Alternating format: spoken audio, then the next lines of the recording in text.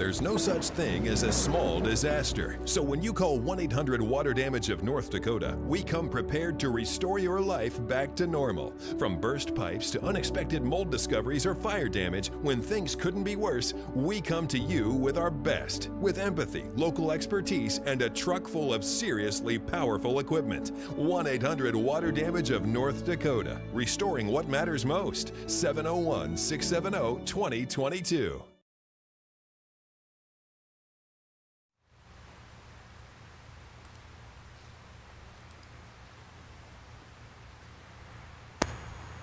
Good morning. I'm meteorologist Lisa Green, and welcome to this Valley News Now weather update brought to you by 1-800-WATER-DAMAGE of North Dakota. We are tracking cold here for the rest of the week. We've got three things to talk about. The cold, we're going to talk about what's behind me here. We've got some first alert weather days that we've raised for the weekend. And then next week, some warmer temperatures coming our way. A little bit of a warm up as we head into February. Perfect timing with the calendar change. So a lot to go over. Let's get right to it. We do have a first alert weather day for Saturday and Sunday. Now, it's not going to be the entire time this weekend, but both days feature some time where places in the valley are going to be impacted by a little snow and some wind. And so that's leading to that blowing snow potential. So we'll talk about timing on that coming up in just a little bit.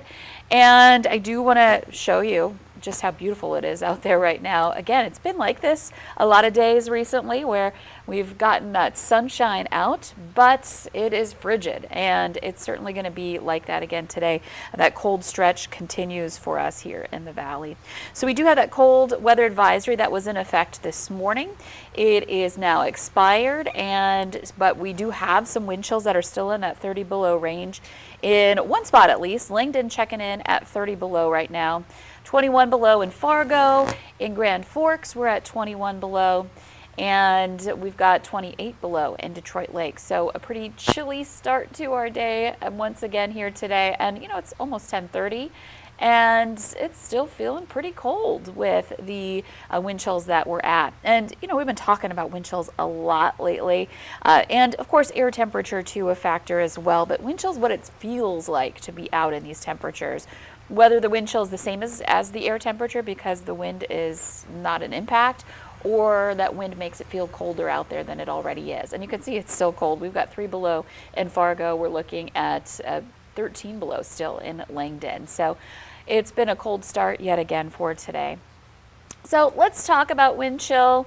We talked about this last week a little bit, but I did hear from one person, at least on social media, that, and the reason I'm bringing it up because this is something that I've heard over the years from folks. They don't want to hear about the wind chill. They want to hear the air temperature. The wind chill is just sensationalizing or, you know, being dramatic about the weather. And it really isn't. It is something that we need to take into account when we're talking about people and pets, any animal being outside in this kind of weather.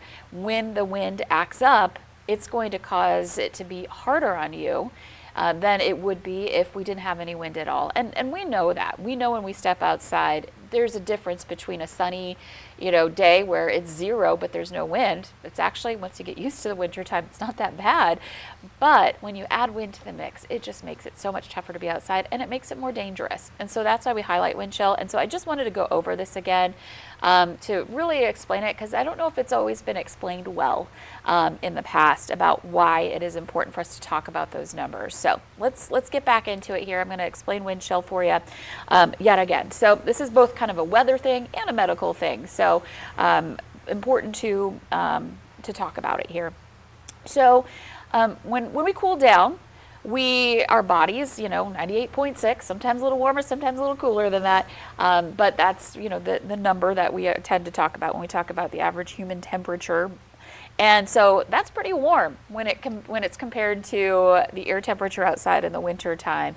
So when we start to cool down, we radiate that heat and it warms the air that's immediately around us. So that little pocket of air that you're in, as long as there's nothing to move it away, and as long as you're not moving, you do create a little warming in the air immediately around your body when you are in cooler temperatures. So that's during no wind. I got a little ahead of myself. So when there is no wind, that layer of heat stays with you and actually helps to keep you a little bit warmer.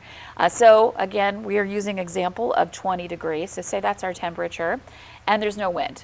It feels like 20 degrees, and that's great. If you're dressed for it properly, you're doing just fine outside in those kind of temperatures.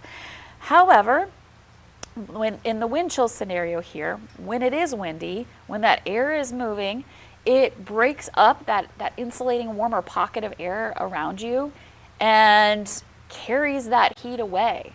And so say there's a 20 mile per hour wind going on here. So it's carrying that heat away, and that speeds up heat loss for you. So it cools you down in general. It cools your body down much more quickly, as if you were in a temperature that has no wind.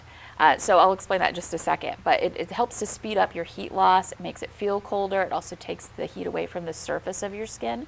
And so that could lead to your skin freezing faster, because 20 degrees is freezing. And if you stay out long enough in it, you may start to freeze, but it takes longer when you have that warmer pocket of air.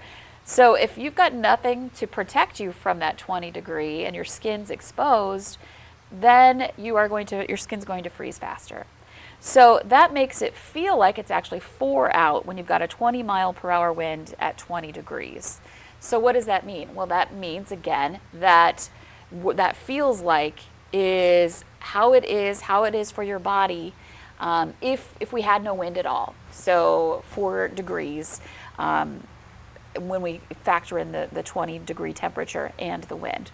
So it really is important to mention that number, because it tells you how cold it feels for your body to be outside. I'm hoping I'm explaining this well.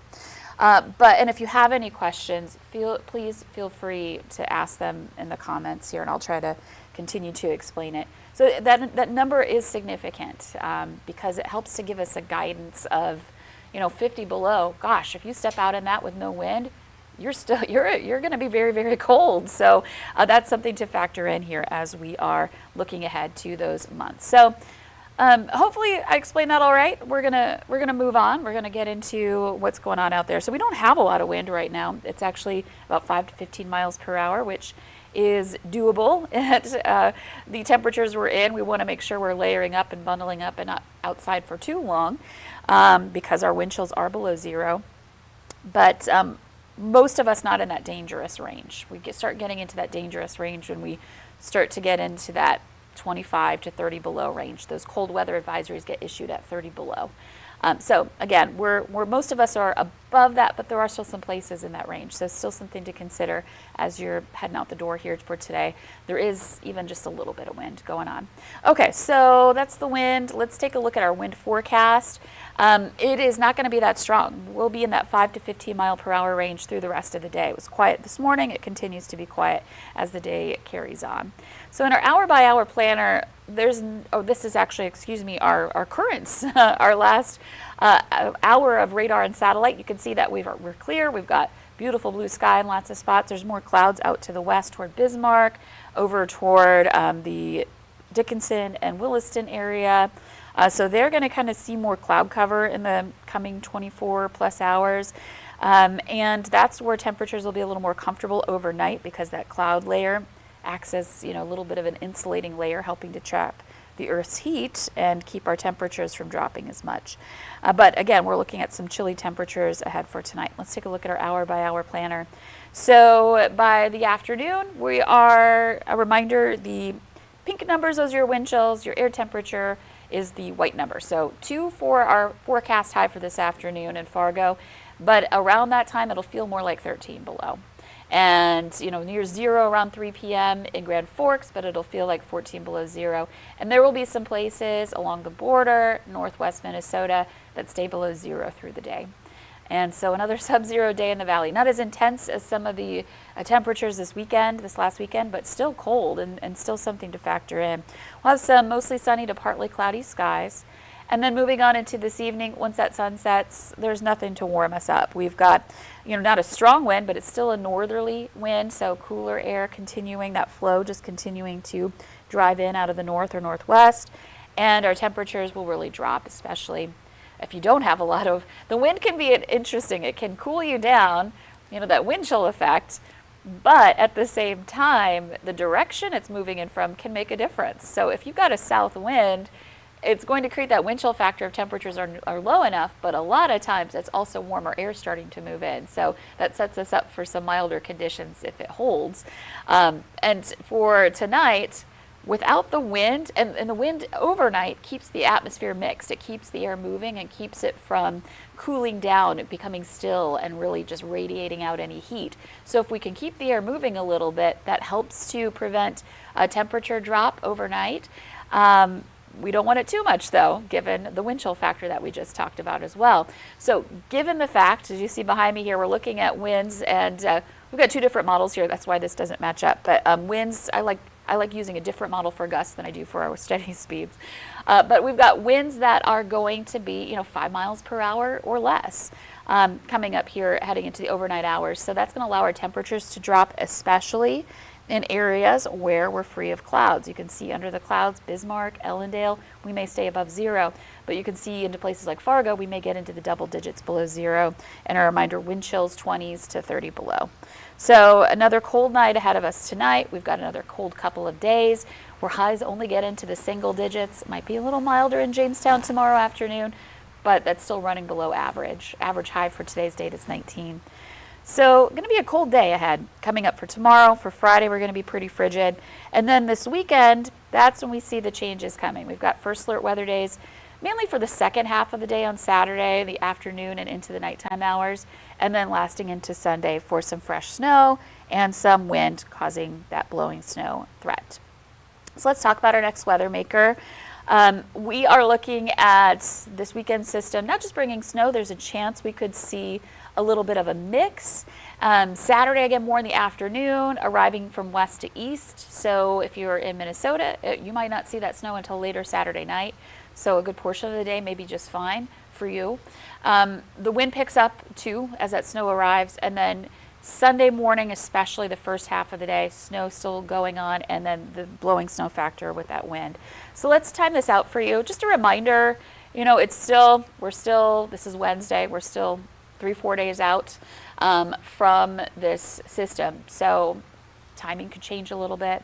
Amounts can change, and our models aren't exactly in agreement on how much we can expect to see. I'll show you that in a second. But the bottom line is both of our long-range models that we like to use are both showing a system moving through the region, one that will bring a chance for snow and potentially stir up some wind, and any snow we have on the ground will get picked up and blown around as well. So we're first alerting you to the fact that this could impact your weekend plans, your travel plans coming up. Okay, so with that caveat, let's get back to the graphic here. So this is noon on Saturday, where I've paused the clock, and you can see that we've got an interesting range of conditions going on in central and western North Dakota. We've got snow on the leading edge, then some freezing rain in pink there. You can see the legend up there, and then some green indicating some rain. We've got some warmer air moving in with this system. So as that warmer air, let me see if I can figure out what I'm doing here. Get rid of that arrow. So got some warmer air moving in with it, a warmer air mass. So as it punches in, that's going to potentially change over some of our precip to rain on the backside of this one. Okay, I'm going to zoom in more again. All right, and let's play this out. So again, going to see that snow working its way through eastern North Dakota in the afternoon hours into the evening. This is 6 p.m. Right along the Red River, some communities in Minnesota may be seeing snow at that point, and then out to the west and western and central North Dakota, western parts of our viewing area, which means eastern North Dakota and central North Dakota. our directions with our states can make for some interesting sentences when we're talking about the weather and what direction it's coming from and who is being impacted. So we're looking at, by 9 o'clock, potential for snow to be right overhead for most places in the valley. And then there may be that area of a little bit of a mix trying to punch in here over toward James River Valley, maybe into the Devil's Lake Basin as well. So we'll watch for that. But eventually we see that snow completely take over as the low drops in and the colder air moves in with it. So you can see by 6 a.m. on Sunday, we're seeing potentially some snow showers ongoing at that point. And then this starts to trek off to the east by noon, into the afternoon, and we start to clear things out. So it's kind of the system kind of straddling Saturday night and into Sunday for the first half of the day. So let's talk wind. That's going to be an increasing factor. So by noon on Saturday, you can see this particular model showing some pretty intense wind gusts up around Devil's Lake. And as the snow is starting to move in, remember the snow starts to move in during the afternoon Saturday, wind gusts continue to pick up throughout the valley heading into Saturday night. So by 9 p.m., we've got gusts into the 30s, maybe some 40s here. So blowing snow, we know that's a blowing snow wind gust. And then heading into Sunday morning, still impacting us, but that core of strongest winds more in the east at that point on Sunday morning. And then by the time we get into the afternoon, still a little bit breezy, still some gusts into the 20s, but the wind is hopefully moving on. We want that to last as little as possible, little time as possible. So again, there is that possibility for that wind and snow to combine to bring us some conditions that are going to be impactful for travel. Okay, let's talk about snow potential. I did not label this. I should have labeled each model, but we'll explain it to you. So this one is our European model. This is the one I just showed you, and the end result of that snow, what the model output is showing. So you can see that there is the potential for some of us to get, maybe an inch of snow, but this model also indicating more moderate levels of snow in that 3 to 4, maybe 5-inch range for some areas. So, nothing above 5, so more 3 to 4 in some of these spots here. So not a heavy snow, but still, a few inches possible. We know with that wind, a few inches could be impactful. So this is a European model. Let's take a look at the GFS, which is the American model. This one is not looking impressive at all. So again, there's a big range between our two long range models, a big difference. This one's showing a dusting up to 2 inches of snow, so lower end amounts with this particular one. So again, just want to stress that there's still some unknowns with this system. What is looking likely is that we'll have some wind and a little bit of snow. And we know that combo can lead to some issues with travel and blowing snow issues, especially the fact that we have snow on the ground that the wind will be able to work with if we see those wind gusts getting into that 30, 40 mile per hour range. So again, a little bit more of an impact on travel heading into Saturday night and into Sunday morning. And amounts, we will nail that down. We'll get a more fine-tuned forecast for you as we get closer to the weekend and closer to Saturday night and Sunday. So that's a look at our snowfall potential with this round. Let's take a look at our extended planner. Some good news in the extended planner. We've got, some cold days ahead. We're still in this cold air mass. Not as frigid as the weekend, but not far off in some areas, because you can see our morning lows tomorrow and Friday both into the teens below. So pretty cold. We'll have some decently quiet days as far as precip is concerned, but it's just not going to be the most pleasant conditions to be outdoors in with the temperatures and therefore wind chills anytime you see a wind speed pickup that are well below zero. Now this weekend, you can see that with this system moving in, it's all part of some warmer air starting to nudge into the valley, and that will come with that chance for some snow in that transition and that chance for some wind as well Saturday night and again into Sunday morning.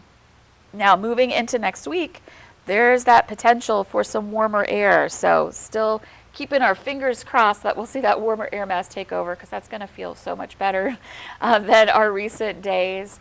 I mean, if you look at Friday, next Friday, we're forecasting a high of 30 on Friday the 6th. We had wind chills down into the 50s below. So if that 30 comes with no wind, then that would be our wind chill or feels like temperature. That's a good 80+ degree difference. So, I mean, we've been through some cold field temperatures around the valley in the last week or two, so week and continuing on today. So, and that also comes with the transition to February. Sunday is February 1st. So, rounding out January, well below average. And I'm kind of weirdly excited to see how the month averages out, where we end up, because we were so warm in the first half of the month, way above average, and now we are so cold. It'd be good to kind of see how extremes can average out. And so sometimes averages don't always tell the complete story. You know, if we were just to say we had our average temperature in January was whatever it was, not far off of what we typically see, that wouldn't tell the story of what we actually experienced, because it was so warm and then it was so cold. So anyway, we'll do that when we get into the end of the month on Monday, because Monday will be back after that month transition. So anyway, yeah, looking into February, that first part of the month, we'll get into the 20s, and it's just looking like we've got some pretty nice, relatively speaking, winter weather. It doesn't mean we're not going to have some cool downs or some chances for snow, but nice to see those temperatures on that upward trend. Okay, I'm just checking to see if we've got any comments, any questions from folks. Looking pretty quiet there out on Facebook. So we'll leave it at that. Again, a reminder, and I should have updated this on our planner, but we do have first alert weather days now for Saturday and Sunday for the potential for blowing snow. We'll have light snow amounts, maybe a dusting up to a few inches of snow, depending on which models got it right. And as we get closer, we'll have more of our medium range models starting to capture the full scope of this system. So we'll have some more data to work with. And we'll share that with you tomorrow. It'll start being more visible tomorrow. So that'll give us a better picture of just how much snow we can expect to see. But either way, we're not looking at a foot of snow right now. It's looking like maybe just a light coating up to a few inches of snow with this system. It's the combo of the wind and the snow that falls and the snow that we have on the ground for the wind to work with. So again, first alert weather days, Saturday and Sunday. We're going to get through these frigid few days and then start to see our temperatures moderate, get more comfortable to be outdoors in as we head into next week. So have a great Wednesday, stay warm, and we'll be right back here tomorrow to keep you up to date on the latest forecast. And you can always check back later this afternoon. Our evening crew will be here to update you, and of course you can always watch our newscasts and head to the VNN weather app for the latest. I'll leave you here with our beautiful sunshine out there that we've got going on. Nice, beautiful, bright blue sky kind of day. If you're venturing out into it, though, again, you're going to want to bundle up. This has been your weather update brought to you by 1-800-WATER-DAMAGE of North Dakota. Have a great day. There's no such thing as a small disaster. So when you call 1-800-WATER-DAMAGE of North Dakota, we come prepared to restore your life back to normal. From burst pipes to unexpected mold discoveries or fire damage, when things couldn't be worse, we come to you with our best. With empathy, local expertise, and a truck full of seriously powerful equipment. 1-800-WATER-DAMAGE of North Dakota. Restoring what matters most. 701-670-2022.